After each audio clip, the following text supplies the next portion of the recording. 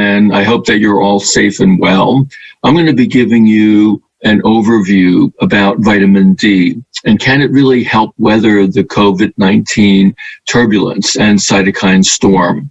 And we'll give you an insight into the vitamin D effects on the immune system. Now, people always, of course, worry about conflict of interest, so I am a consultant and speaker for several companies listed here. And so, as you're well aware, I'm also very much interested in promoting healthy, sensible sun exposure. So I do get support from the sun. And you can go to this website, drholick.com, for more information about vitamin D. As you're well aware, the pandemic has certainly caught the attention of the world, and it's basically a problem for basically every country on this planet. And here in the Daily Mail, they say vitamin D, new hope in the war for coronavirus. And so is there any benefit for vitamin D to provide it during this pandemic in particular? We know that vitamin D deficiency is common worldwide.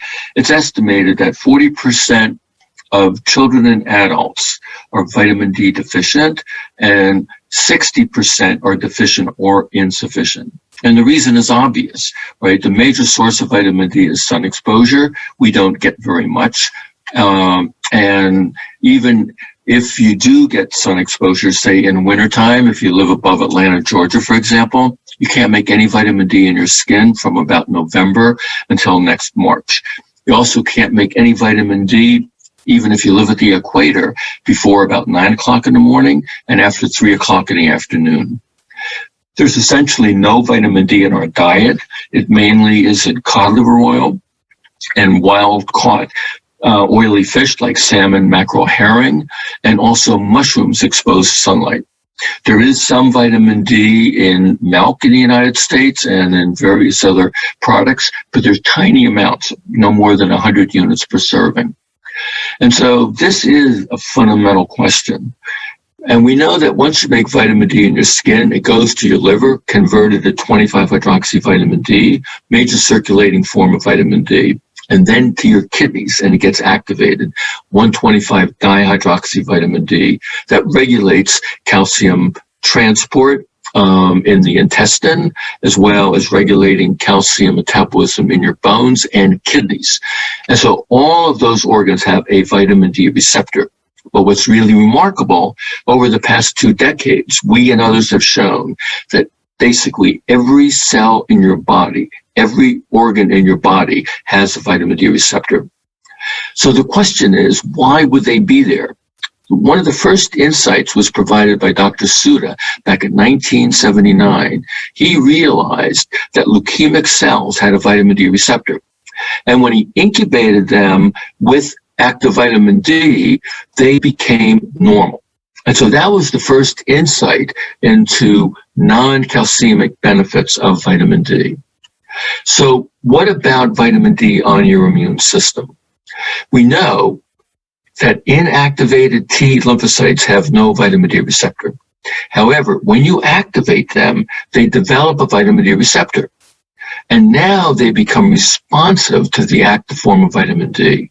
And they have wide biologic effects, regulating proliferation of T cells and regulating cytokine production. B cells, also resting, have no vitamin D receptor. And once they acquire that receptor, because they get activated, right, 1,25-dihydroxyvitamin D modulates immunoglobulin synthesis. We think that it does it in a way to maximize immunoglobulin synthesis and reduce the production of antibodies that are basically autoreactive to the body and may therefore reduce risk for autoimmune disorders. And so it modulates immunoglobulin synthesis and cytokine production. Activated macrophages activate vitamin D. That's an important concept because we always thought that only the kidneys produced 1,25-dihydroxyvitamin D. And we now recognize that many tissues in your body, from your brain, colon, breast, all have the capacity to do so, including macrophages. It's well documented for more than 150 years that vitamin D was helpful in helping to control tuberculosis infection. And so in 2006, Adams, Maudlin, and Liu published a very nice paper giving us an insight. If you infect a macrophage with a bacteria or virus, one of the first genes that gets turned on, believe it or not, is the 1-hydroxylase that's similar in the kidneys. And it then tells the macrophage to activate vitamin D. Why? Because it then tells the cell to increase the expression of cathelicidin, which is a protein that specifically kills infectious agents. And so it's well documented that sun exposure or living at higher altitudes was very effective for patients with TB. The flu season typically always occurs in wintertime. And it's interesting that there has always been thought to be a seasonal stimulus.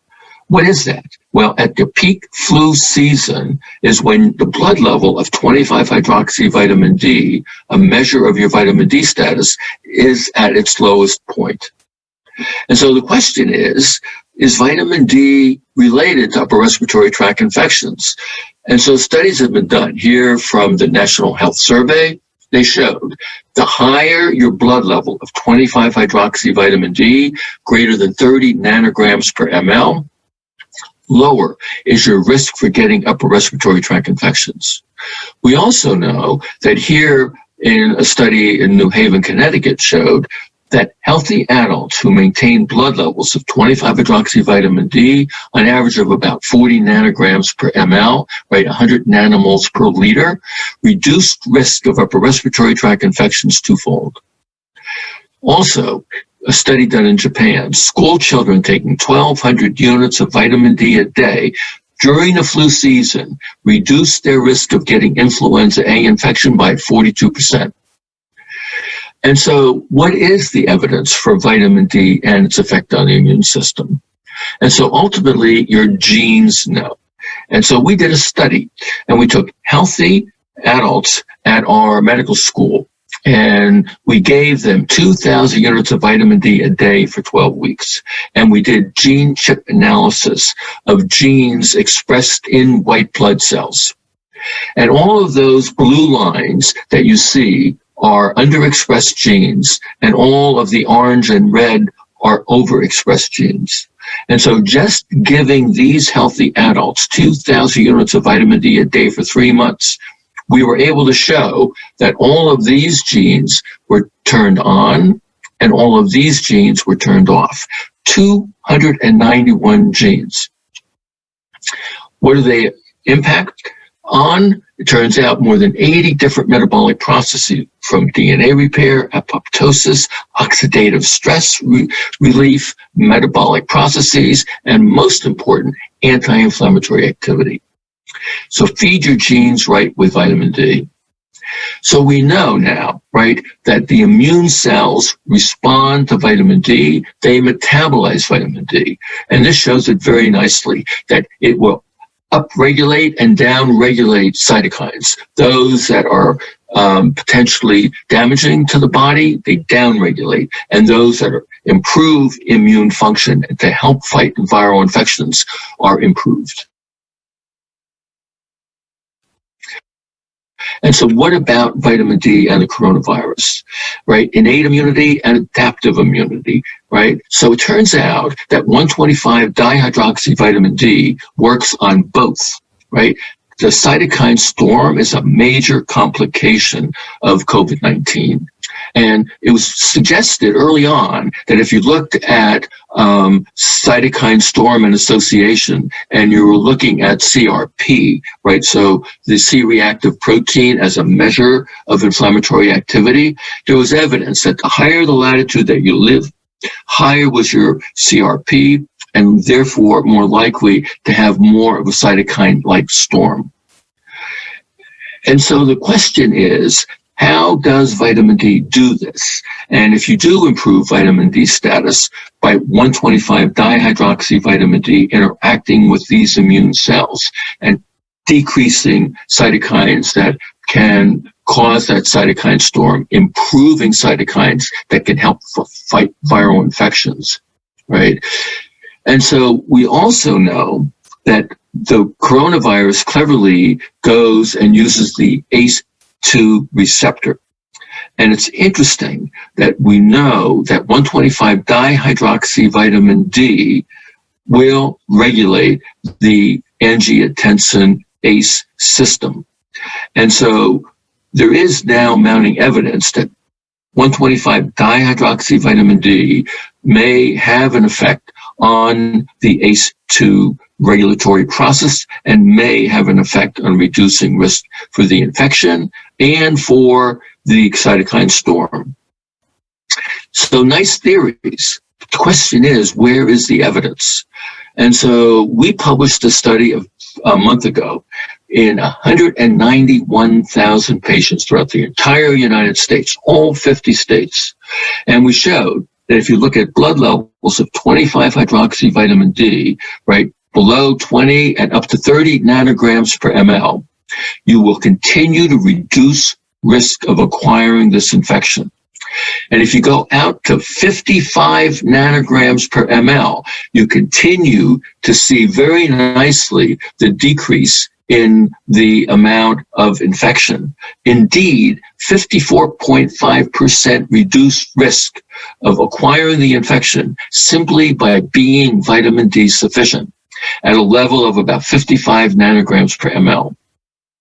What about people of color, right? They're at extremely high risk of infection and they have a more serious consequence. And so we did look at individuals living in the United States based on zip code, and we showed that the positivity rate for ethnicity is exactly the same. The higher the blood level of 25-hydroxy vitamin D, lower was the risk for Black, Hispanic, Asian, and white Americans. What about northern latitude versus southern and lower latitudes? As you would expect, northern latitudes more likely to have less sun exposure, more likely to be vitamin D deficient. And sure enough, those that had the highest blood levels of 25-hydroxy D still had that benefit. A lot more living in the southern latitude. What about age? We know that age is a major risk factor for morbidity and mortality. And we showed very nicely whether you're under 60 or over 60 has the same benefit. What about male versus female? We found no difference. And so we got a lot of publicity about COVID defense from sun exposure because we've known a long time ago that sun could help. And so what will improvement in health outcomes, right? Do you improve health outcomes? And so we published another study. The study was done in Iran with doctors Makabuli and Dr. Shervani. 235 COVID-19 patients admitted to the hospital, 74% with severe disease.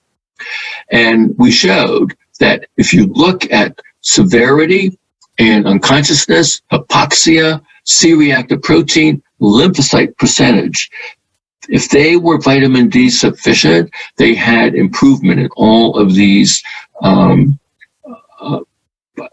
factors. So 235 COVID-19 patients died. And what we did was we looked at those that died and related it to their blood level of 25-hydroxy vitamin D and showed 51.5% reduced risk. And we mainly saw death for those that were above 40 years of age. And so if you're looking at positivity, 54% lower, like I said. How do you treat it? And so vitamin D deficiency in the United States, we have 50,000 units of vitamin D2. I give once a week for 8 weeks. It's basically equivalent to giving 6,500 units a day. If you want to maintain sufficiency, I then tell doctors to put the patient on 50,000 units once every 2 weeks forever. It's an equivalent of about 3,300 units of vitamin D a day. But you'll ask the question, if you're taking this year after year, do you have to worry? So we did a study for 6 years on equivalent of 3,000 units of vitamin D a day right? They're in the range of about 40 nanograms per ml and no toxicity. So can you give it without having to measure it? Because that can be a major problem, right? And so the endocrine practice guidelines, right, reported that it's not necessary. We had done a study and we showed that when we had patients coming in, I put them on 50,000 units of vitamin D once every 2 weeks for 6 years. And we showed it made no difference, right? In fact, even people coming in with 50 nanograms per ml, I put them on 50,000 units twice a month. Their level only went up to 80. Up to 100 is perfectly safe. What about intoxication? No question you could become toxic. Elevated blood calcium, phosphate, causing soft tissue calcification. But we showed with Bob Heaney many years ago, 10,000 units a day is perfectly safe. In fact, a study in Canada showed some Canadians taking up to 20,000 units of vitamin D a day was perfectly safe. What about children? A study was done by Catherine Gordon at Children's Hospital in Boston, and she showed that those taking 2,000 units a day for 6 weeks or 50,000 units once a week for 6 weeks is a very effective way of correcting vitamin D deficiency. What about pregnant women? Bruce Hollis and Karen Wagner showed pregnant women, 4,000 units a day, blood level around 15 nanograms per ml, no change in serum calcium, no change in urinary calcium. But you can become toxic. This gentleman went on the internet and he bought this product, thought it was 1,000 units in a teaspoon. The company forgot to dilute it, and he was taking 1 million units a day. We published him in the New England Journal of Medicine. He had a calcium of 15, 20 bucks a day of 500, right? I took him off all calcium and vitamin D.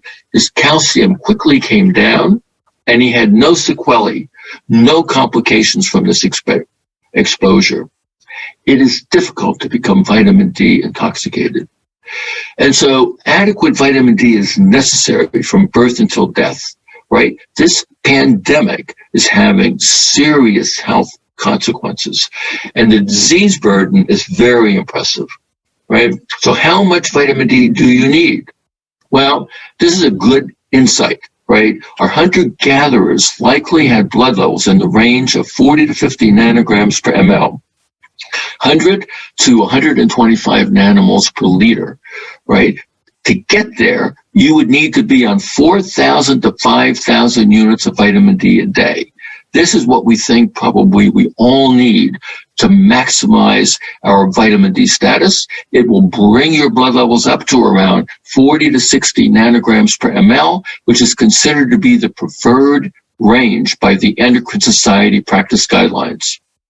So when you're thinking about vitamin D intake, you could think about taking up to 4,000 to 5,000 units of vitamin D a day for maximum health and to help to fight this viral infection. Goal should be at least 30 nanograms per ml. And like I said, preferred 40 to 60 nanograms per ml.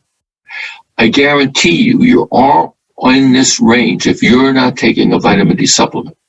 Right? We did a study in our adults in Boston and showed 1,000 units a day will not make you sufficient. Right? Adults should be on at least 2,000 units of vitamin D a day. Children, 1,000 units a day. Best source, sunlight, right? By far. But time of day, season, latitude, degree of skin pigmentation, all impact. So what to do? So we developed an app. It's free on your Android and iPhone, dminder.info. It'll tell you anywhere on this planet when you can make vitamin D, how much vitamin D you can make for your skin type, and it warns you to get out of the sun so you do not get a sunburn. What do? Sun protection on my face, but not on arms and legs. And I take 6,000 units of vitamin D a day, blood level, 72 nanograms per ml. Vitamin D deficiency is probably the most common medical condition worldwide, right? If any one of these chronic illnesses turn out to be associated with vitamin D deficiency, especially autoimmune disorders and now infectious diseases, including COVID-19, there is no downside to increasing your vitamin D intake.